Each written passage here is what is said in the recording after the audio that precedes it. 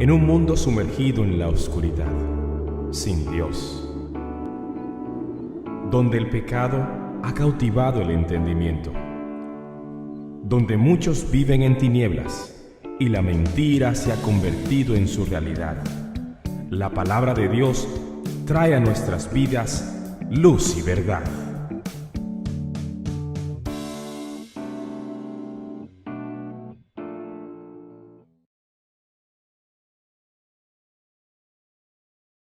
Salmo 51, vamos a leer versículos del 8 al 10, aunque el versículo 10 es el que vamos a meditar en esta mañana.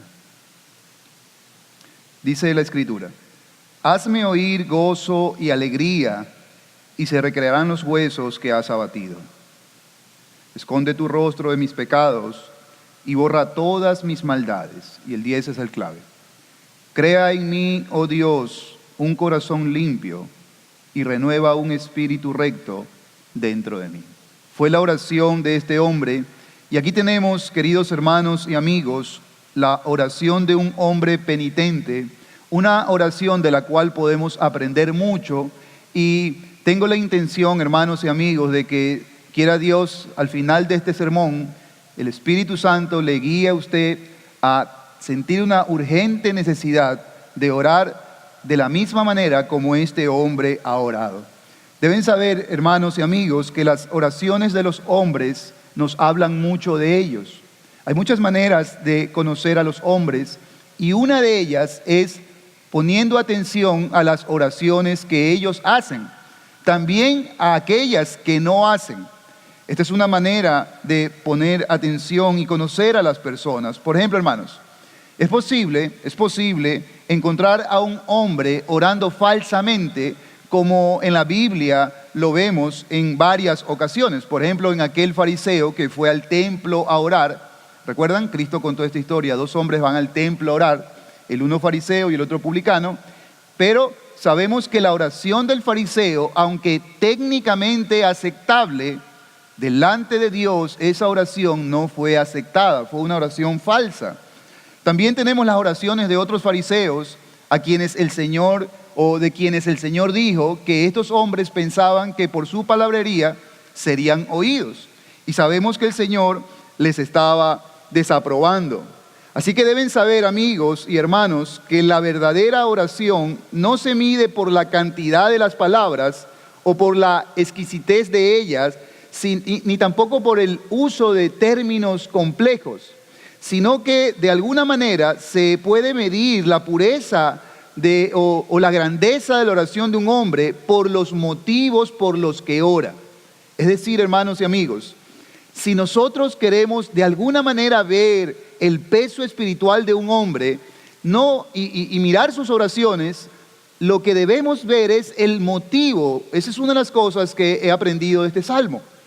¿Cuáles son los motivos que le asiste a un hombre para orar?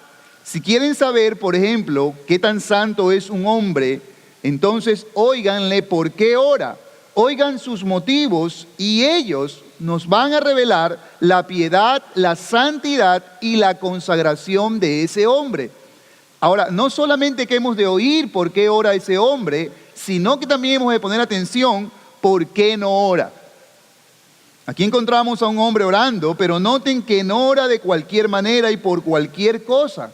La suya es una oración llena de dolor, llena de lágrimas. Es una en la que el alma se desgarra ante Dios para ser hecha de esa manera, y por ser hecha de esa manera, seguramente que será escuchado, pues la Biblia dice que Dios no desprecia al alma que se humilla delante de Él. Así que la actitud de este hombre es correcta, y los motivos de este hombre que vamos a meditar en esta mañana también son correctos. Me gustaría poder dedicarme a todo el salmo, pero no tenemos tiempo para hacerlo. Básicamente, hermanos y amigos, lo que yo quiero mostrarles es que en esta oración vemos que el alma de David ha sido iluminada. El alma de David, si se quiere, ha sido visitada por la gracia de Dios, y quiera Dios visitar la nuestra en esta mañana y guiarnos como el Espíritu de Dios guió a David a orar por estas cosas y de esta manera. Es decir, hermanos, ningún hombre, ningún cristiano va a orar por cosas así a menos que el Espíritu de Dios obre en el alma de ese hombre, iluminándole como al alma de David, para que el hombre, la mujer, el joven de hoy, pueda ver lo que David vio, pueda comprender lo que David comprendió, y así ore como David oró, por las cosas que David oró. Así que lo primero que quiero mostrarles es lo que he llamado la iluminación del alma de David. Miren nuevamente el versículo 10. Dice allí: crea en mí, oh Dios, ¿qué pide? Un corazón limpio. ¿Notan? David pide a Dios, ¿qué cosa? Limpieza de corazón y rectitud de espíritu. ¿Notan? Observen que sus peticiones no son peticiones por cosas terrenales. ¿Notan? Todo hombre ora, aun aquellos que no conocen a Dios, pero no todos los hombres oran por esta clase de cosas. Noten que él no pide cosas terrenales, como por ejemplo un carro nuevo, una casa más grande, ni siquiera felicidad o prosperidad. No, él no pide estas cosas. Ahora, no que pedir estas cosas no sean legítimos, es legítimo. Pero noten que el alma de David, algo le ha sucedido, que él deja a un lado esos asuntos terrenales, que en otros pasajes se nos enseña que sí los podemos pedir, pero aquí él se siente urgido a pedir por algo que trasciende lo terrenal. Noten, él pide: límpiame el corazón y el poder hacer lo recto delante de ti. Hermanos y amigos, quiera Dios que la nuestra y nuestra alma, también el Espíritu de Dios, empiece a poner y a escribir en nuestra alma un deseo hondo por estas clases de cosas.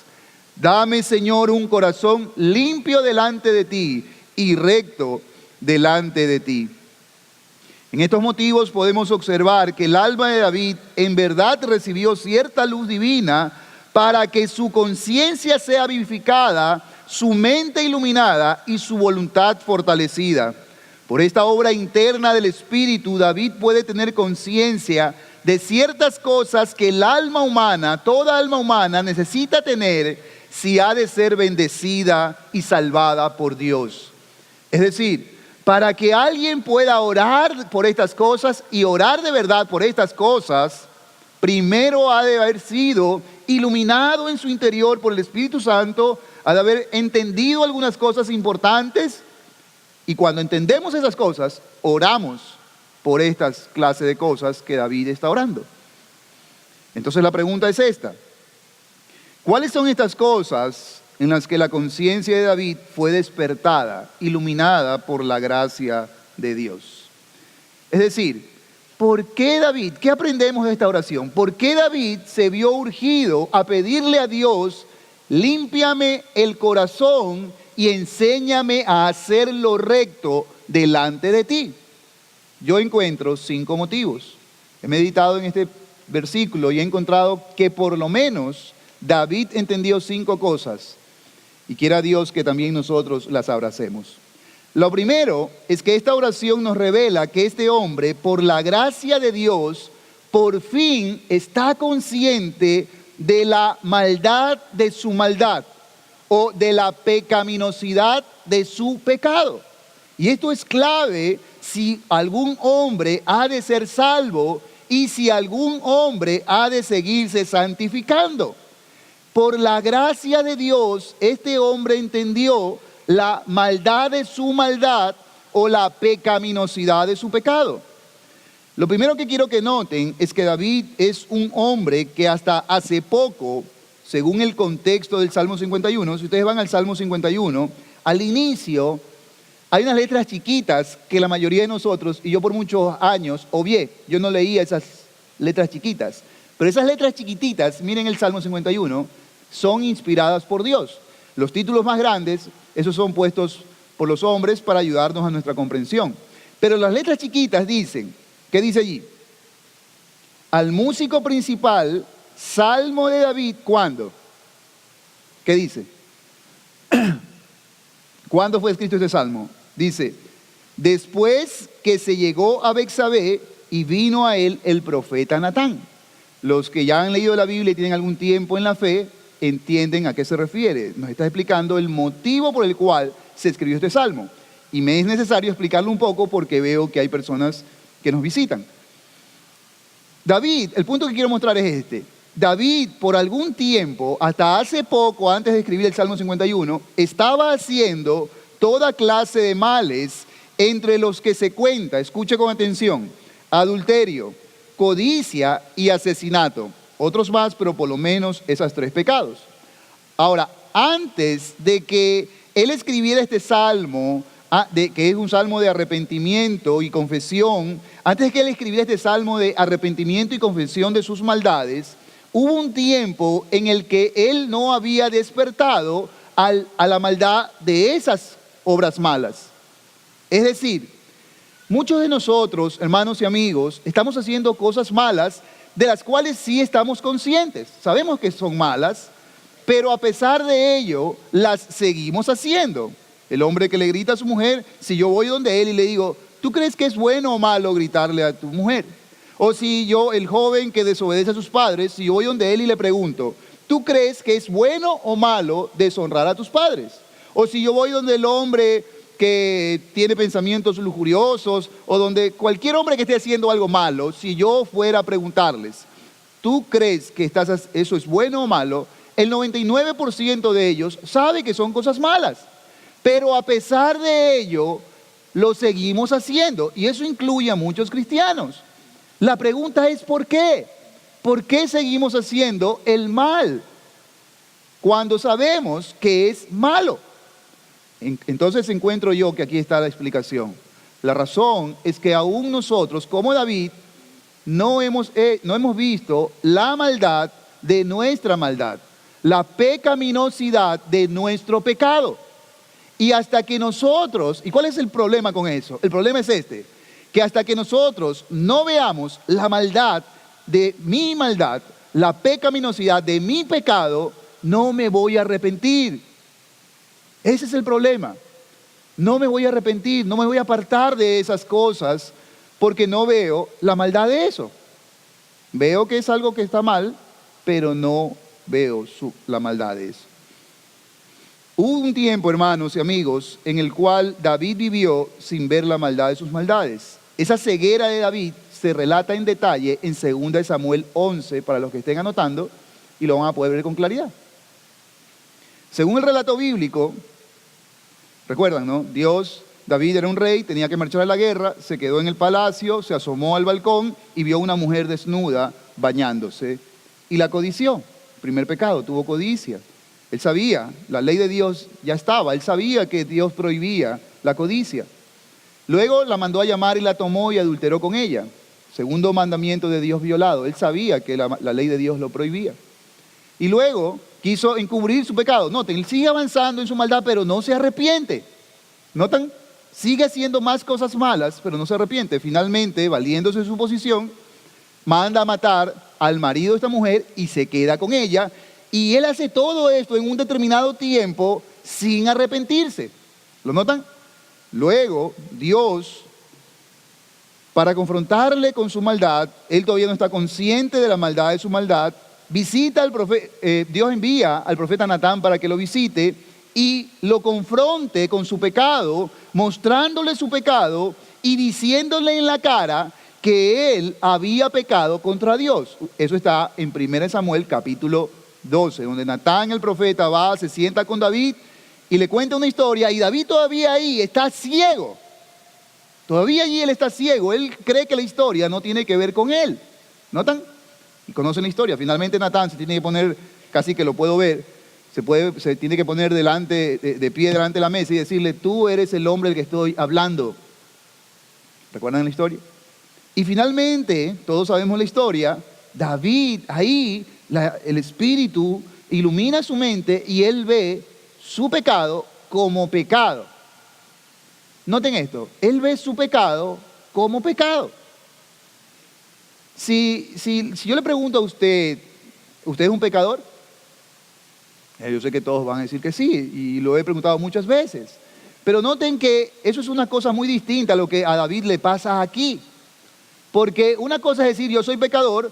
Una vez leí algo parecido que decía, una cosa es decir que yo soy un pecador mientras tengo el cigarrillo en mi mano, la cerveza en la otra y abrazada a la otra mujer que no es mía. Y puedo decir, sí, yo soy pecador. Pero notan que hay un problema con esa aceptación de que soy un pecador. El problema es que lo acepto conceptualmente, pero mi alma no lo ha entendido, no ha entendido la gravedad de lo que estoy aceptando conceptualmente. Y por eso no hay salvación. Quiero que observen entonces que he insistido y que yo he dicho que este hombre por primera vez está consciente de, que yo no he dicho, perdón, que este hombre está consciente de su maldad, sino que yo he dicho que este es un hombre que por primera vez está consciente de la maldad de su maldad. Déjeme explicar esto con otros pasajes. No pierda el Salmo 51. Santiago capítulo 1, versículo 14. Por favor, si junto a usted hay alguien que no tiene Biblia, por favor compártala de tal manera que podamos leer las Escrituras. Santiago capítulo 1, versículo 14. Y este texto es clave y me ayuda a ampliar un poco lo que estoy diciendo. Santiago 1, 13 y 14 dice así. Cuando alguno es tentado, ¿qué dice? No diga que es tentado de parte de Dios, porque Dios no puede ser tentado por el mal, ni Él tienta a nadie. Sino que cada uno es tentado cuando, ¿qué dice allí? De su propia concupiscencia es atraído y seducido. Entonces la concupiscencia, después que ha concebido, da a luz el pecado, y el pecado siendo consumado, da a luz la muerte. Vinimos a oír la palabra de Dios y es importante que pongan atención a lo que este texto nos está enseñando. Este texto habla de las tentaciones que todos los días nos golpean y que por supuesto son malas. ¿Estamos de acuerdo? De eso habla este texto. Tentaciones que todos los días nos golpean y que son malas. Por supuesto debemos decir que no pocas veces algunos de nosotros caemos en ellas, ¿verdad? Diferentes tipos de cosas, mentira, orgullo, ira, impaciencia, ¿notan? Y así, todas clases de pecados. Así que hasta allí aceptamos que hay tentaciones en nuestras vidas, el pasaje nos habla de eso, aceptamos que no pocas veces caemos en ellas y aceptamos que esas cosas son malas, ¿verdad? Ahora, todo esto si somos honestos, ¿no? Ahora la pregunta que quiero hacer es esta, ¿por qué lo hacemos? ¿Por qué cuando las tentaciones vienen a nosotros caemos en ellas? Bueno, el texto sagrado nos muestra algo sumamente serio que usted, especialmente los amigos, deben considerar. ¿Por qué le atrae hacer el mal? La respuesta no es porque usted no sabe que es algo malo. Usted está consciente de que es algo malo. Pero, ¿por qué entonces le atrae? Bueno, la respuesta es que en nuestra naturaleza hay implantado algo malo.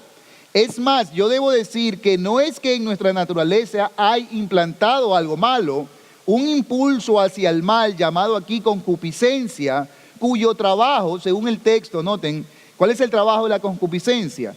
Es atraernos y seducirnos hacia los males que fabrica. ¿Notan? La Biblia registra en este pasaje que hay algo llamado, aquí se lo llama concupiscencia, y que el trabajo de esa semilla que está ahí dentro de nosotros es atraernos y seducirnos hacia el mal. ¿No notan? Y hace muy bien su trabajo. Hay muchos textos que hablan de esto. Por ejemplo, otro pasaje, Romanos capítulo 7. Si buscan por favor en sus Biblias. Romanos capítulo 7.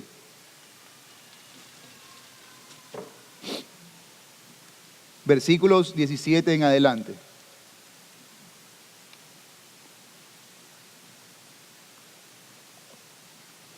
Dice el apóstol Pablo: de manera que ya no soy yo quien hace aquello, sino el pecado que mora en mí. Y yo sé que en mí, esto es, en mi carne, no mora el bien, porque el querer el bien está en mí, pero no el hacerlo. Porque no hago el bien que quiero, sino el mal que no quiero, eso hago. Y si hago lo que no quiero, ya no lo hago yo, sino el pecado que mora en mí. Así que queriendo yo hacer el bien, hallo esta ley, que el mal está en mí. Porque según el hombre interior me deleito en la ley de Dios, pero veo otra ley en mis miembros, que se rebela contra la ley de mi mente y que me lleva cautivo a la ley del pecado que está en mis miembros. Miserable de mí, ¿quién me librará de este cuerpo de muerte? Ahora, déjenme sacar aparte algunas declaraciones que el apóstol Pablo ha leído aquí, o que yo he leído del apóstol Pablo. Por ejemplo, en el versículo 17, él ha afirmado, mírelo allí, el pecado mora en mí. En el versículo 18 ha dicho, en mí no mora el bien. Y en el versículo 22, él ha dicho, hallo esta ley, el mal está en mí. Entonces, ¿qué es lo que les estoy mostrando, hermanos y amigos?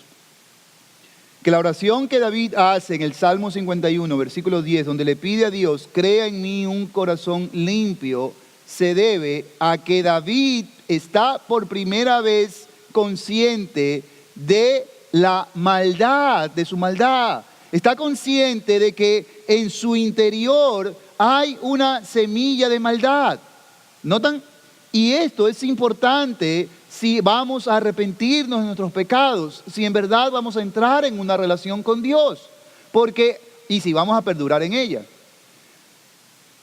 Porque a menos de que nosotros veamos la maldad de nuestro interior, no vamos a ir en arrepentimiento a Dios y consecuentemente no tendremos la salvación.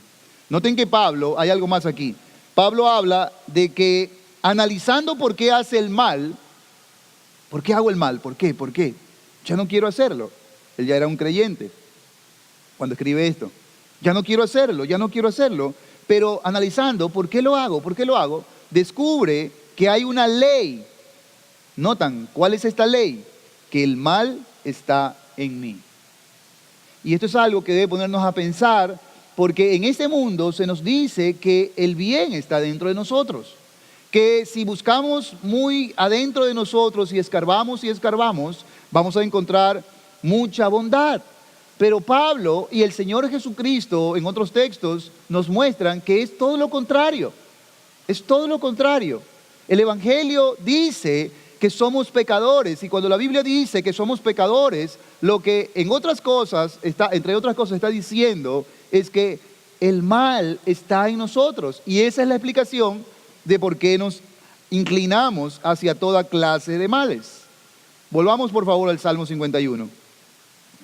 El punto entonces es que la oración de David nos permite entender que él, al igual que Pablo, por la gracia de Dios obrando en sus almas, puede ya por fin ver la pecaminosidad de su pecado. Y aquí permítame hacer una aplicación. ¿Cuántos hombres, y yo debo decir mejor, cuántos de ustedes permanecen en ese estado de ceguera de cometer toda clase de maldades y no ser conscientes de la maldad de su maldad? Algunos de ustedes tal vez ahora mismo engañan a sus mujeres, tal vez toman el nombre de Dios en vano, mienten a sus padres, idolatran a alguien, no adoran de verdad a Dios y son conscientes de que estas y otras cosas como ellas son malas, pero no son conscientes de la maldad de su maldad. Y en esto está la explicación de por qué no se arrepienten. Necesitan orar como David: crea en mí, oh Dios, un corazón limpio. ¿Notan? Y esto es glorioso, de eso se trata el Evangelio. Todavía algunos de ustedes no ven lo malo de mentir. No ven lo malo del orgullo que hay en su corazón. No ven lo malo de la soberbia o de la vanidad o de lo que sea. ¿Notan? No ven la pecaminosidad de su pecado y por tanto no perciben lo repulsivo que es su pecado delante de Dios.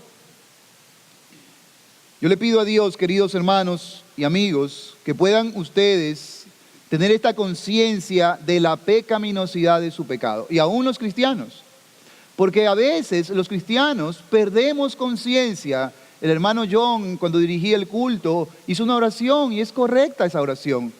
A veces los cristianos perdemos la conciencia de que todavía tenemos un remanente de pecado suficiente para echar a perder, tal vez no nuestra salvación, pero sí para echar a perder, entre otras cosas gloriosas, nuestra comunión con Dios, como David.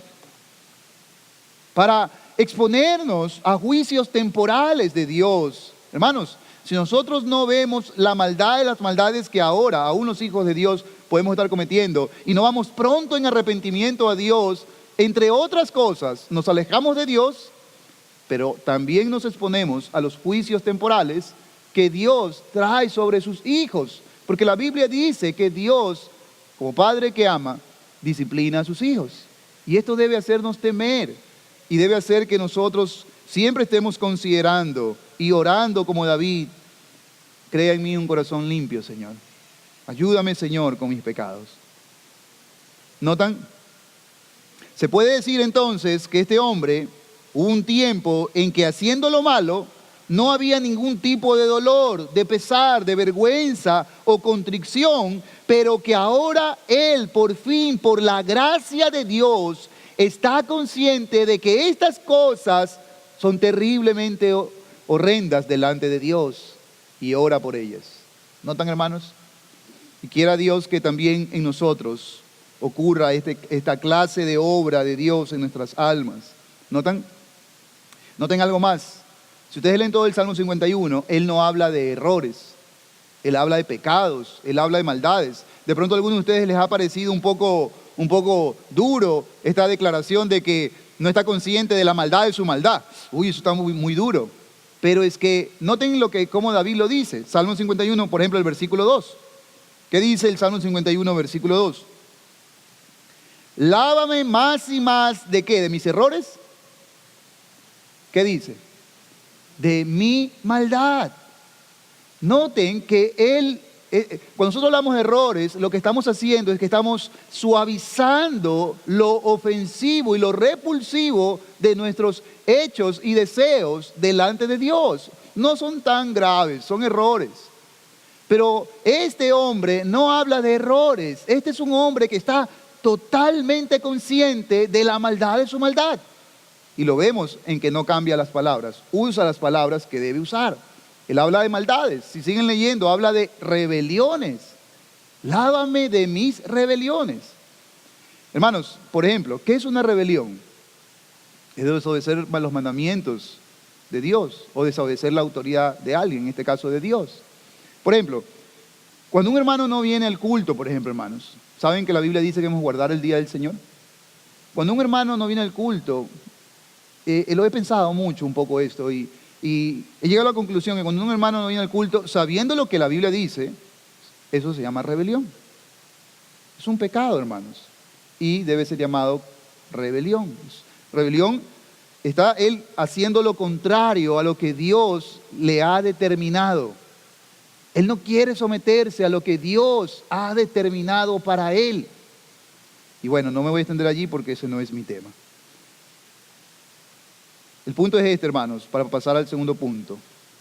Esta conciencia de la maldad, de su maldad, es un requisito indispensable para la salvación de las almas según las Escrituras. Nadie que no vea como malo a sus maldades, nadie que no vea con dolor, vergüenza y sufrimiento sus maldades, será salvo. Y yo podría añadir a esto, ningún cristiano que no vea también con dolor y vergüenza sus pecados, crecerá en santidad. Esto es un requisito y sigue siéndolo para salvación y para santidad. En segundo lugar, esta oración de David nos revela que este hombre, por la gracia de Dios, por fin está consciente de su imposibilidad de hacer algo para purificarse y cambiarse a sí mismo. Noten, él le dice a Dios: crea en mí, oh Dios, un corazón limpio. La pregunta es, ¿por qué alguien oraría así? Esta es la respuesta. Porque por fin este hombre entiende que él no puede cambiarse a sí mismo. Que el problema del alma humana, que es el pecado, que el problema de la maldad de mi corazón es algo que yo no puedo resolver. Y quiero rogarles que consideren seriamente esto que acaban de oír. Deben saber que algunos hombres, por diferentes razones, logran ver, por ejemplo, logran ver la maldad de sus pecados, la pecaminosidad de sus pecados, y sufren por ello, lo lamentan. Así que inmediatamente ellos se ponen a hacer algo. Estos hombres se dan cuenta que el problema son ellos mismos, sus maldades. Se dan cuenta que es su maldad la que tanto daño y deshonra ha traído a él mismo y a sus seres queridos. Se da cuenta que son sus gritos, por ejemplo, su mal genio, su grosería, su infidelidad, irrespeto, crueldad, vicio, etcétera, etcétera, lo que ha producido tanta desdicha, infelicidad y deshonra. Así que estos hombres resuelven enfrentarse al mal de su corazón porque ya lo pueden ver. Ya pasaron por el primer punto, ya pasaron por allí. Hay hombres que todavía no están allí, que siguen haciendo toda clase de males a sus esposas, a sus hijos, a sus amigos, al prójimo y por supuesto en contra de Dios, pero ellos no lo ven. Estos de aquí ya lo ven, ven con claridad que no es su esposa la culpable de sus desgracias, que no es su papá, su mamá, que es él mismo. Y ahora este hombre está resuelto a enfrentarse al mal de su corazón, lo cual es correcto, pero estos hombres, probablemente muchos, cometen un grave error que hará que ellos terminen frustrados o que se conviertan en hipócritas.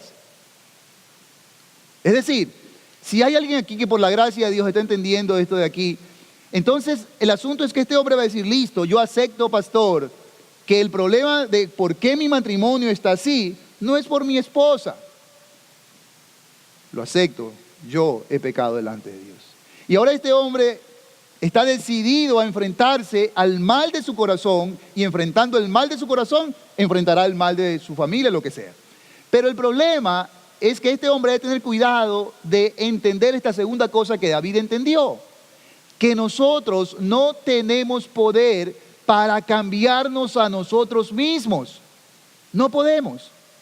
Necesitamos la obra de Dios en nuestros corazones, porque de lo contrario, todo esfuerzo que nosotros hagamos por cambiarnos a nosotros mismos terminará en fracaso, en frustración o en hipocresía.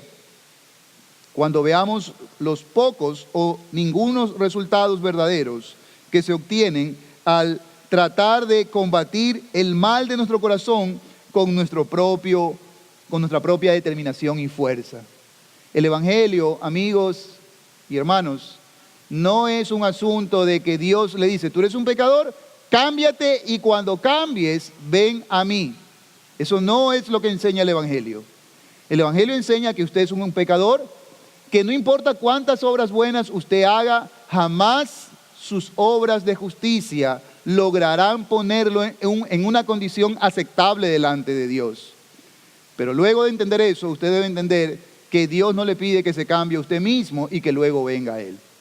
El Evangelio es, entienda que usted es un pecador, que nunca sus obras buenas cubrirán sus obras pecaminosas y que lo que tiene que hacer es humillarse delante de Dios y rogar como David, crea en mí, oh Dios, tú tienes el poder para crear en mí un corazón limpio, un corazón recto delante de ti. Si saben que la verdadera religión, hay tal cosa como la verdadera religión, y la verdadera religión es aquella que para empezar se vive delante de Dios, no delante de los hombres. Algunos hombres se sienten satisfechos con lo que ellos han logrado a través de la moral o de la religión. Pero el problema con eso, se lo voy a mostrar un poquito más adelante, cuando leamos Mateo 23. O de hecho busque por favor Mateo 23. Mateo 23, versículos 25 en adelante.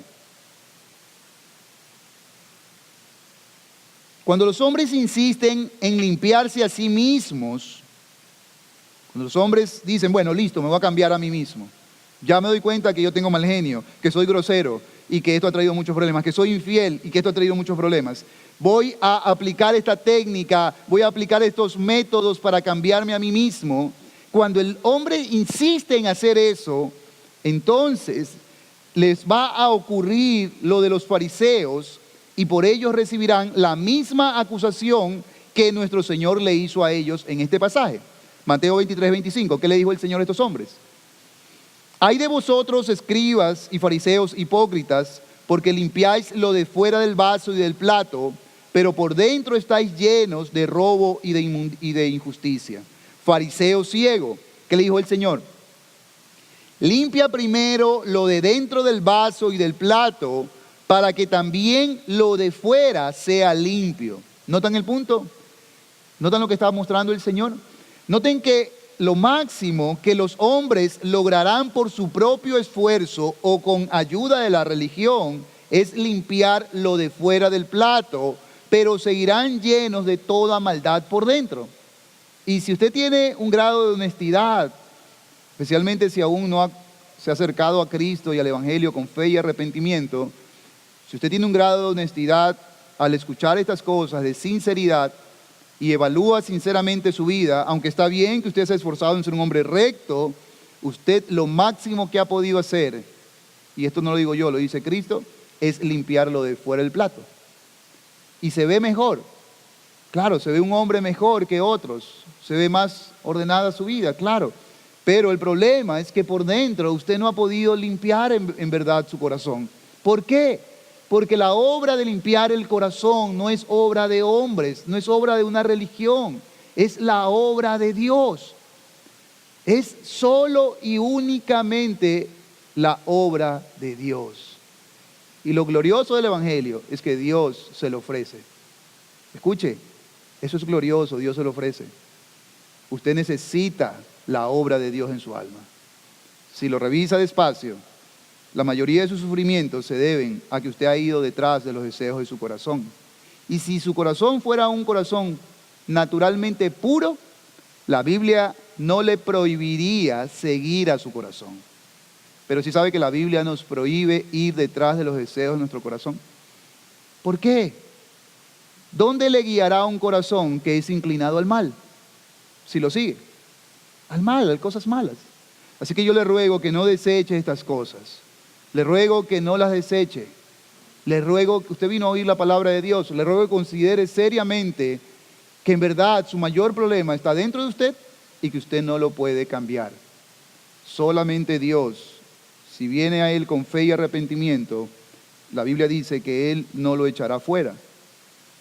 Así que yo les ruego, queridos amigos, que ustedes no se conformen con verse mejor, con tener una apariencia de piedad. Es verdad que la moralidad, la religiosidad y la educación ayuda un poco a vernos un poco mejor, a ser un poco mejor que otros hombres, entre comillas, escuche, pero no lo suficiente como para en verdad serlo delante de Dios. Y la verdadera religión es esa, es aquella que se vive delante de Dios. Porque yo puedo parecerles a ustedes un hombre muy recto y puedo tener un título, y de hecho lo tengo, un rótulo que se llama pastor, este es mi oficio. Pero pudiera ser que mi corazón esté lleno de toda clase de inmundicias y ustedes no lo van a poder ver. ¿Lo notan? Así que David en esta oración nos deja ver que por la gracia de Dios él comprende que él no podrá limpiar su corazón por su propia mano, escuche, y renuncia a ello. En el momento que él hace esta oración, crea en mí, oh Dios, un corazón limpio, está renunciando a esa loca idea de pensar que uno mismo se puede transformar, de pensar que uno mismo se puede cambiar a uno mismo. Renuncia a esa loca idea. Terminará frustrado o siendo un hipócrita. Crea el Evangelio. Usted puede ser cambiado, pero esa obra no está en su mano. Y precisamente ese es mi tercer punto. En tercer lugar, si estamos todavía en el Salmo 51, noten que esta misma oración nos deja ver que el alma de David fue iluminada para que él comprenda que solo el poder de Dios podía limpiarle el corazón y por eso ora de esta manera. ¿Cómo ora David? Crea en mí, oh Dios, un corazón limpio. Yo lo he intentado y no he podido. Renuncio, me rindo. Crea tú en mí, tú eres mi esperanza. No tengo otra esperanza.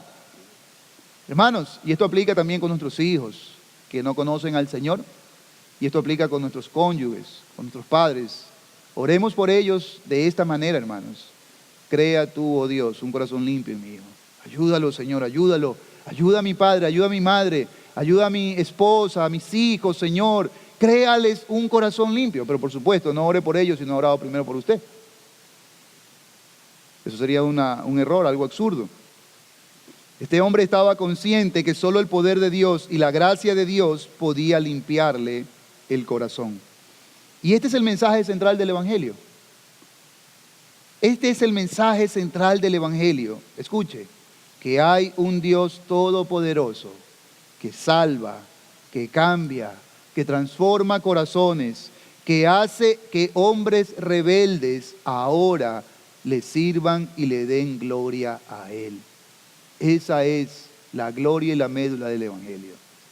Y por eso Dios recibe toda la gloria en la salvación. Porque es una obra que solo Dios puede hacer. Déjenme mostrarle un par de pasajes. Por ejemplo, Ezequiel 36, 26. Ezequiel 36, 26. Noten, esto es un texto que anunciaba algo que Dios iba a hacer. Y esta obra de la cual vamos a leer es una obra que Dios iba a hacer a través de Cristo. Dice, os daré corazón nuevo y pondré espíritu nuevo dentro de vosotros y quitaré de vuestra carne, ¿qué dice allí? El corazón de piedra y os daré un corazón de carne. ¿Y para qué Dios hará eso? Siga leyendo. Dice, y pondré dentro de vosotros mi espíritu y haré, ¿qué cosa? Que andes en mis estatutos y guardes mis preceptos. ¿Y qué dice ahí? Y los pongas por ahí. Noten, os daré corazón nuevo y pondré, esos verbos, ven, Dios se está atribuyendo. Noten que hay una exclusividad. No dice yo y tal cosa, yo y la religión, yo y la educación, yo y las filosofías, yo y la psicología, los haré mejores hombres y los cambiaré. No, es exclusividad de Dios. Y tengo cientos de pasajes que podemos ir y todos enseñan lo mismo. Esta obra de cambiarnos el corazón es una obra exclusiva de Dios, pero damos gloria a Dios de que Dios hace esta obra. Y qué terrible que sería, amigo. Y por eso yo me siento en cierto sentido orgulloso de ser un predicador del Evangelio, porque el Evangelio no tiene comparación. El Evangelio es exclusivo. Solo el Evangelio anuncia esto. ¿Qué cosa?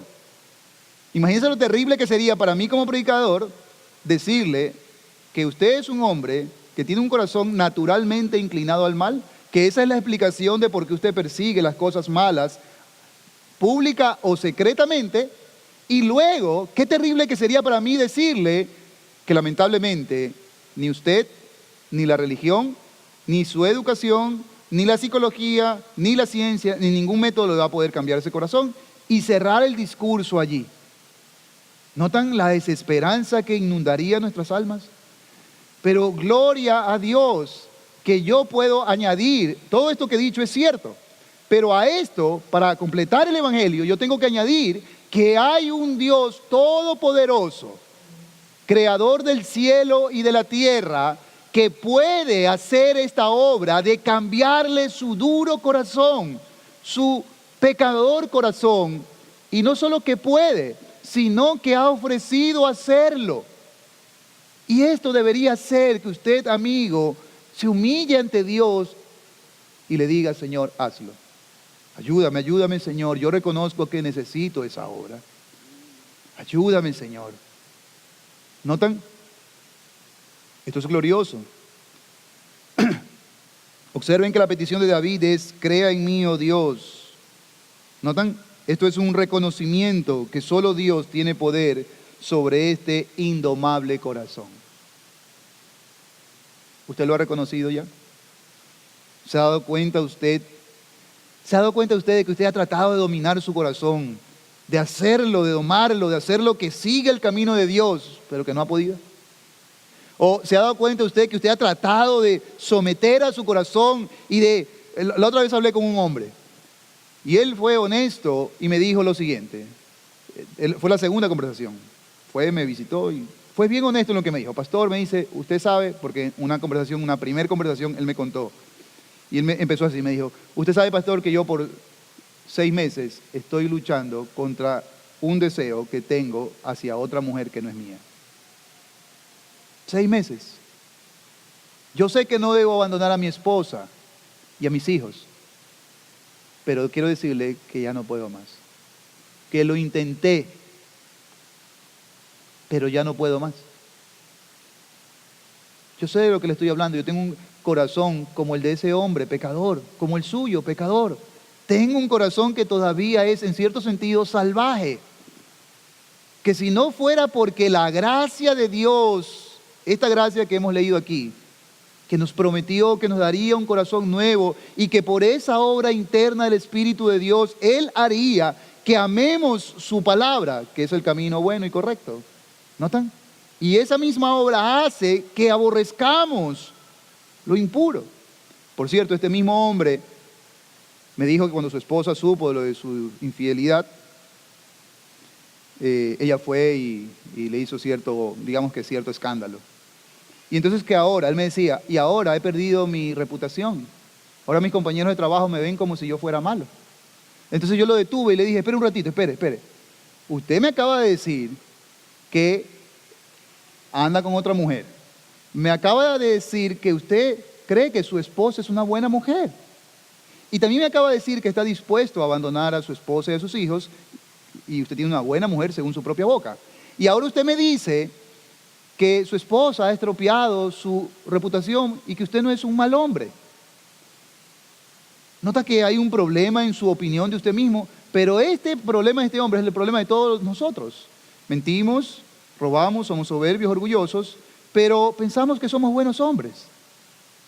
Y hasta que Dios no destruya esa idea que usted tiene, esa buena opinión de usted mismo, nunca usted se va a arrepentir de sus pecados. Usted no se verá como un pecador que necesita el perdón de Dios, porque usted seguirá pensando que es bueno.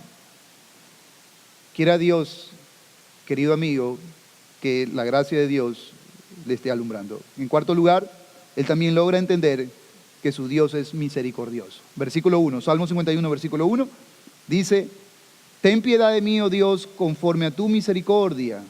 ¿Lo notan? Este hombre está consciente de que su Dios es misericordioso. Ten piedad de mí, oh Dios, conforme a tu misericordia. Este Dios es misericordioso. ¿Y sabe lo que quiere decir eso?